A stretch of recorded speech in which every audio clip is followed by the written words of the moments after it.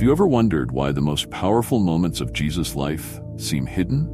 And what did he do during his youth, from age 12 to 30, a period about which the Bible says almost nothing? Could he have studied with spiritual masters in distant places like India, Tibet, or Egypt? And if such teachings existed, why have they been kept secret for so long? In this video, we will dive into the depths of Jesus' hidden teachings, revealing secrets that may change how you view spirituality and your own divine potential.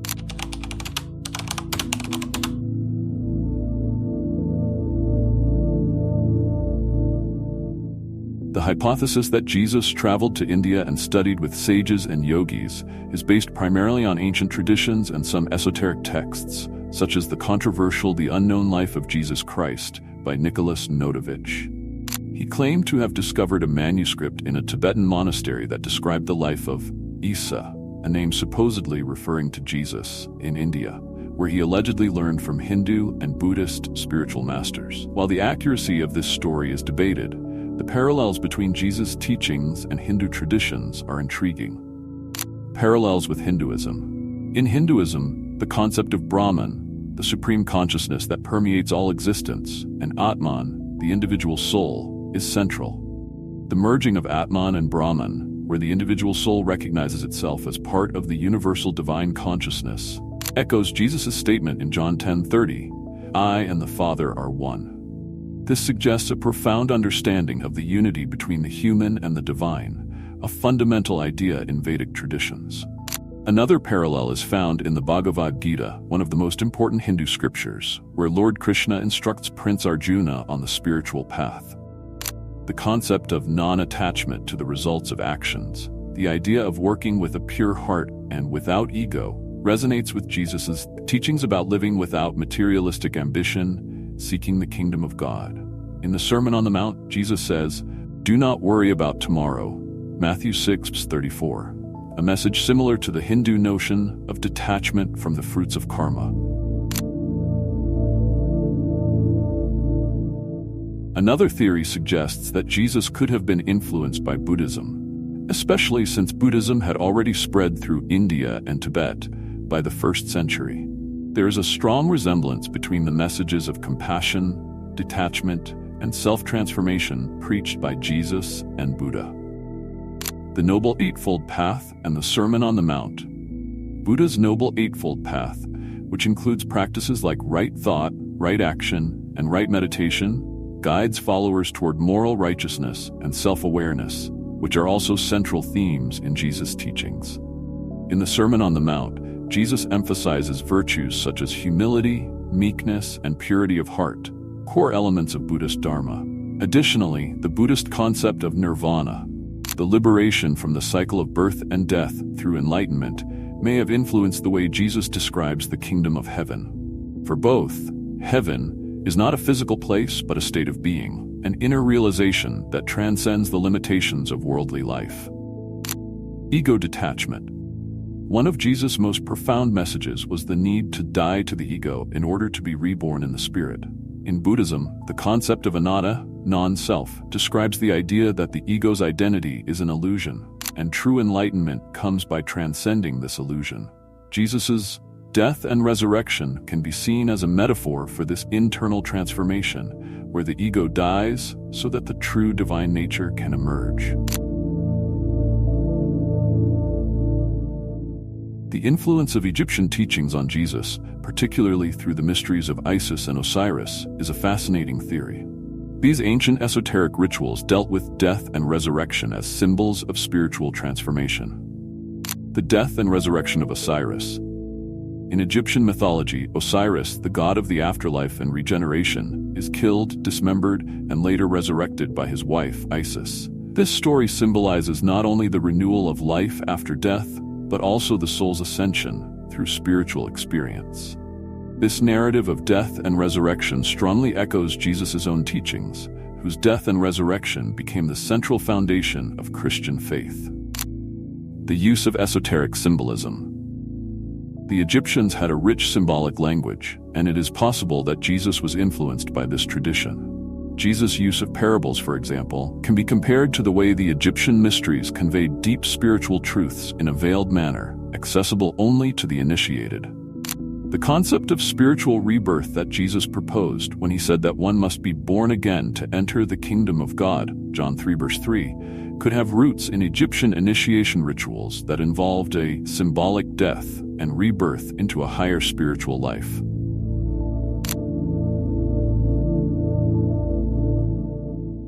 The theory that Jesus may have been exposed to Kundalini yoga and tantric practices is based on the idea that he sought a deep understanding of spiritual ascension through various mystical traditions. The third eye and the single eye vision. When Jesus speaks of the single eye, Matthew 6:22, many esoteric traditions interpret this as a reference to the third eye, a central concept in Hindu and Buddhist spiritual practices. The third eye, or Ajna chakra, represents intuition and spiritual perception. In Kundalini yoga, the awakening of the third eye is part of the spiritual ascension process, where the Kundalini energy rises through the spine to the crown of the head, leading to enlightenment. Jesus' idea of the light of the body may also refer to the awakening of Kundalini, which is described as a divine light or energy that, when activated, illuminates the entire being.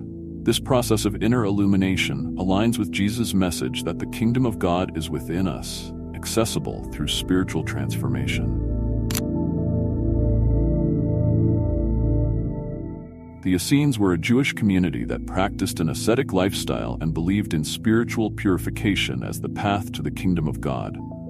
They are widely considered a potential influence on Jesus due to the similarities between their teachings and Jesus' views on morality, humility, and spiritual preparation. Purification and meditation practices. The Essenes believed in the importance of spiritual purity and practiced frequent purification rituals, such as baptism, which may have influenced the introduction of baptism as a symbol of spiritual rebirth in Christianity. They also believed that the kingdom of God would come for those who were spiritually prepared, similar to Jesus' message about the narrow path, Matthew 7:13-14. Community and shared goods.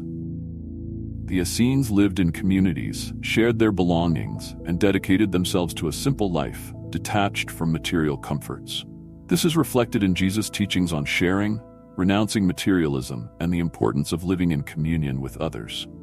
When we look at all these influences, Hinduism, Buddhism, the Egyptian mysteries, Kundalini awakening, and the communal life of the Essenes, we see that Jesus' teachings may have been a profound synthesis of these ancient esoteric and spiritual traditions.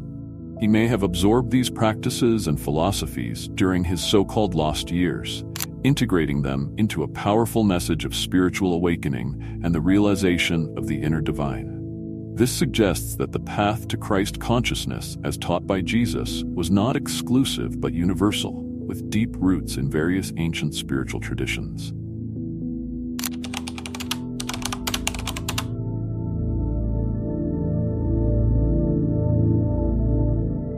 John 14, verse 6, "I am the way, the truth, and the life." This phrase is often cited to justify an exclusive view of the Christian faith, suggesting that Jesus is the only way to salvation and that anyone who does not follow him is condemned. However, many esoteric and mystical scholars believe that this passage holds a much deeper and more universal meaning. Esoteric interpretation. When Jesus says, "I am the way, the truth, and the life. No one comes to the Father except through me," he was not referring to himself as a physical person, but to the inner Christ, the divine presence that resides within every human being. In esoteric tradition, the Christ is not just Jesus of Nazareth, but the Christ consciousness, a vibration or state of being that anyone can achieve through spiritual transformation. Thus, Jesus was teaching that the path to God lies through awakening the Christ within us. This aligns with the idea that the kingdom of God is within each of us, Luke 17:21. Therefore, the passage should not be interpreted as religious exclusivity, but as a call for humanity to recognize their own divinity and walk toward union with the divine. Impact of the misinterpretation. The literal and exclusive interpretation of this passage has led to the creation of religious divisions where many Christian traditions believe that only those who follow Jesus will have access to salvation, excluding billions of people from other faiths. This goes against the message of love, compassion, and inclusion that Jesus preached. In the esoteric context, this view is limiting and prevents people from seeing the universal message of spiritual transformation that Jesus offered.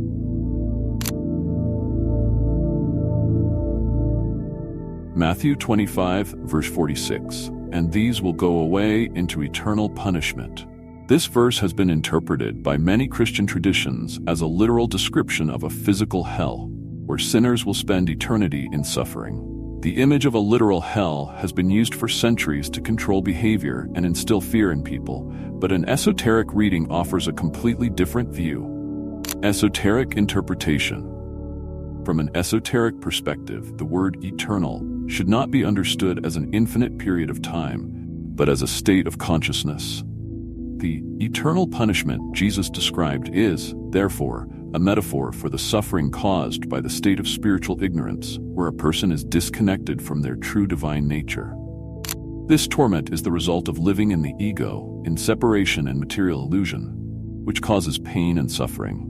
When Jesus speaks of eternal punishment, he is not referring to a place of punishment, but to the mental and emotional state of someone trapped in the darkness of spiritual ignorance. For these souls, the eternity of torment is experienced in the here and now until they awaken to their true spiritual essence. Impact of the misinterpretation. The literal interpretation of an eternal hell has led institutionalized Christianity to use fear as a tool of control, threatening people with the idea of infinite punishment for their sins. This approach distorts the message of transformation and love that Jesus brought, replacing it with a message of fear and guilt. In the esoteric view, Jesus was showing the way to spiritual liberation, not condemning people to eternal suffering. In traditional Christianity, sin is often treated as a transgression against divine laws, and the idea of guilt and punishment is closely linked to it. The notion that we are born sinners and need to be redeemed through faith in Jesus has been a central tenet of Christianity. But what if this understanding is mistaken? Esoteric interpretation. In the esoteric view, sin is not a legal offense against God, but rather a state of ignorance about our true divine nature. The Greek word for sin, hamartia, originally means to miss the mark, or to fail to reach the goal. This indicates that sin is a failure to recognize and live according to our divine connection, not a moral transgression that requires punishment. Jesus therefore did not come to remove our sins through a literal sacrifice, but to teach us how to transcend ignorance and live from our inner Christ. His sacrifice is understood esoterically as the symbol of the sacrifice of the ego, not as a divine requirement of blood to appease an angry God. Impact of the misinterpretation. The idea of original sin and the guilt associated with it has generated deep feelings of inadequacy and separation between humans and the divine. Many Christian traditions emphasize how imperfect we are and how much we need divine grace to be saved, when in fact, Jesus taught that we are all children of God, already carrying divine potential. Sin, therefore, is not something we need to eliminate, but a state of consciousness that we must transcend. Another major distortion of Jesus' teachings is the view of the kingdom of God as a physical location that will be established in the future, often related to the concept of paradise after death. This interpretation disregards Jesus' central message, which said that the kingdom of God is not a place we go to after death, but rather a present reality accessible through spiritual transformation. Esoteric interpretation. When Jesus speaks of the kingdom of God, he is referring to a state of consciousness that is available here and now for those who awaken to divine truth. Luke 17 verse 21 is clear in this regard. The kingdom of God is within you. This means that the kingdom of God is not something that appears from the outside or after death, but an internal spiritual reality that manifests when we elevate our consciousness and connect with the divine within us. The error of interpreting the kingdom of God as a physical or future place prevents people from realizing that spiritual transformation can happen now. This interpretation also shifts the focus to future salvation, rather than the present experience of God. Impact of the misinterpretation. This view of a future paradise keeps people away from the transformative spiritual practice that Jesus taught. Instead of focusing on the present moment and spiritual awakening, many Christian traditions emphasize a life of obedience in anticipation of a future reward. This ultimately limits the potential for inner transformation that Jesus wanted his followers to experience. These misinterpretations of Jesus' teachings have created barriers to a deeper understanding of his message, which, at its core, is about spiritual awakening and realizing oneness with God. Jesus did not preach an exclusive or punitive religion, but a path of spiritual liberation that transcends the ego, material limitations, and religious divisions. Jesus' esoteric message is inclusive, universal, and transformative. It invites each of us to awaken to the Christ within, recognize the kingdom of God as a present reality, and live a life of love, compassion, and unity with the divine. By understanding these passages esoterically, we can rediscover the true power of Jesus' teachings and apply them to our spiritual journey today.